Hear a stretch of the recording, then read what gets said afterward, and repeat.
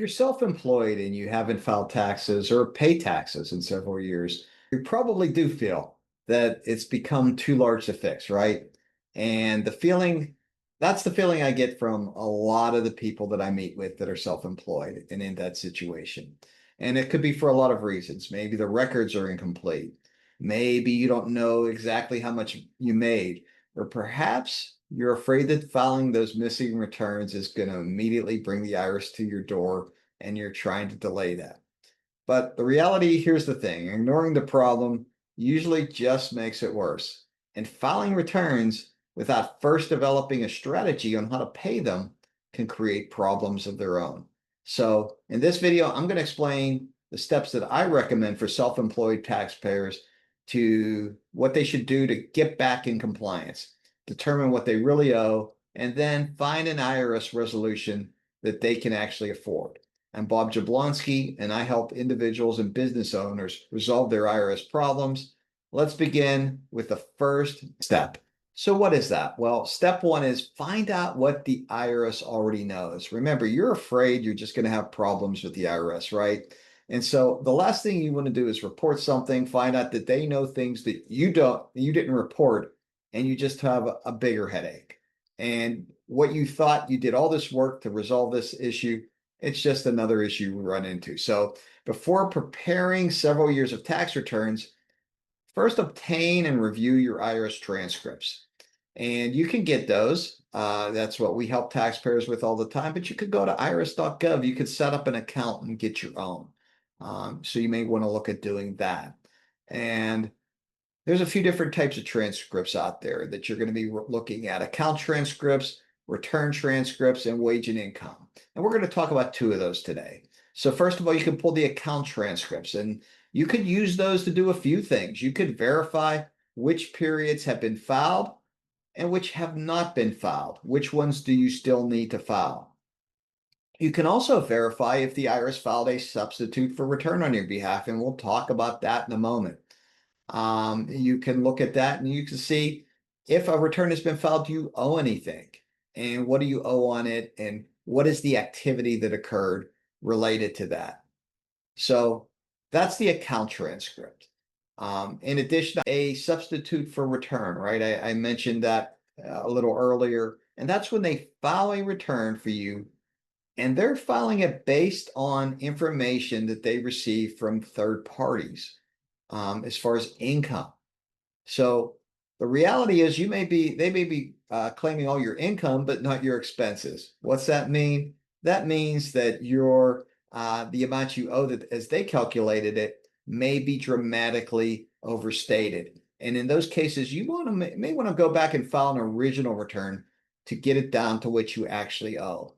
Another transcript you're going to want to look at is wage and income transcripts. And this is going to show with the IRS all of your 1099 income that's been reported, whether it's stock sales or, in the case of a self-employed person, the 1099 NECs for services that you provide, all of those things, to know what income is on that the IRS already is aware of so that you don't miss that.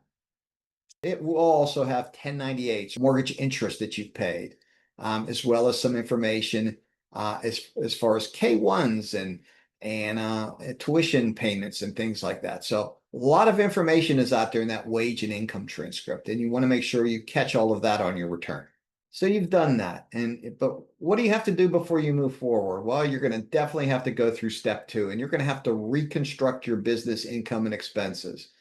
If you have no expenses, you have no things that can reduce it, then you probably can just use that wage and income information to get your income.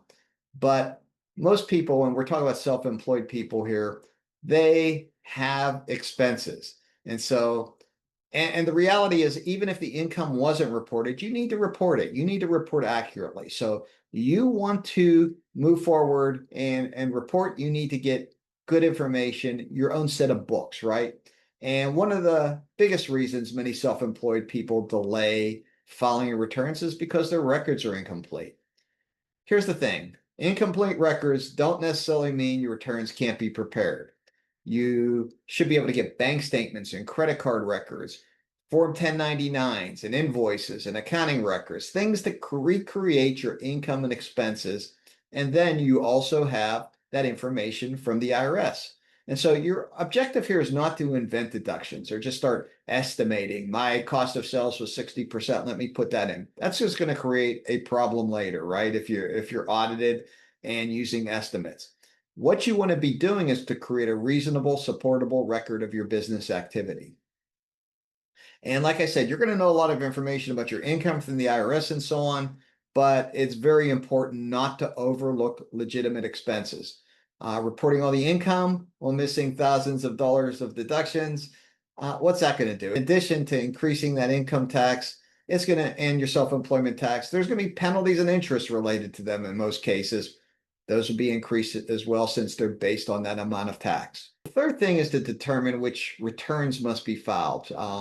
You definitely want to do this before you file your returns, but you probably also want to do it prior to step 2 because you want to know how many returns do you have to file. I mean, you don't want to pull records for 10 years if you only have to file 3, or 10 years if you only have to file 6, right? So you want to understand which returns need to be filed. And so one thing to keep in mind is a common mistake is even though we're required by law to file our returns, normally you're not going to have to go back 10, 15, or 20 years. What the IRS typically requires is the last 6 years of returns to be filed to establish filing compliance. What's that mean? Well, then you could get into payment plans and file an offer in compromise and all of those things. Now, it can be longer in special circumstances, but generally it's 6 years. And there is a policy statement 5-133 from the IRS that states this, that you can Google. And remember, filing the returns and paying the balance are 2 separate issues. You generally should not avoid filing required returns simply because you cannot pay everything, because you will incur substantial filing penalties that you don't need to. Okay, so keep that in mind. Step 4, and here's another big one. Stop creating new tax debt. And like I said, this is a big one. And for self-employment taxpayers, this is where many resolution plans fail. So unlike an employee who has W-2 wages, you normally don't have an employer withholding your income and your Social Security, your Medicare taxes from every paycheck. You probably need to be making estimated tax payments during the year so that you're in the right place at the end of the year. And before the IRS agrees to most long-term solutions, whether it's a payment plan or an offer and compromise, it's going to expect you to remain current. And so an offer and compromise, for example, generally requires that all required returns be filed and your current year estimated tax must be made before it's approved, and that you stay in compliance for 5 years afterwards. If you resolve the old tax debt, but you continue to create a new balance every year, you really may not have solved the problem, right? Just created some additional ones. You may want to consider having a separate tax account, keeping that money handled separately so you don't use it for your ongoing business operations or personal expenses. You may want to set up regularly scheduled payments. You can do that online. And you want to have a better system that allows you to estimate these numbers that you need to set aside. So we're at step 5. And step 5 is to select a resolution based on the real numbers. So we've got all our returns. They're ready to file. We know what we're going to owe. We want to make sure that we set up the best resolution plan for us to move forward, right? It will get past the IRS. They're going to agree to it. And it's something that you can live with and you're not going to default on. So once your returns are filed and the balances are known, now you can start to evaluate those resolution options. And those options may include an installment agreement. Installment agreement, you're going to pay the balance over time. A partial payment installment agreement, well, you're going to pay still over time, but the payment amount may not be enough to fully pay the IRS debt before the collection period expires. Maybe you're in a situation where you can barely meet your essential expenses and you will be currently not collectible, where the IRS will not expect you to make payments today. Maybe you qualify for some sort of penalty relief, or maybe an offer in compromise if the IRS determines that your ability to pay is less than the total amount that you owe. Everyone's unique, correct solution is based on their complete financial situation, not on the program that looks best on the advertisement, but for what they qualify for. So let's wrap this up. If you're a self-employed person and you owe the IRS for several years, the solution is normally not a one-day event in most cases. It's a process. The situation could be serious in a lot of cases, particularly if you owe more than $50,000 or the IRS has begun enforced collections, i.e. levies, garnishments, etc. If you owe a substantial amount to the IRS and you need help understanding your options, you can use the link in the description below to reach out to me and schedule a consultation, or you can give me a call, 972-821-1991.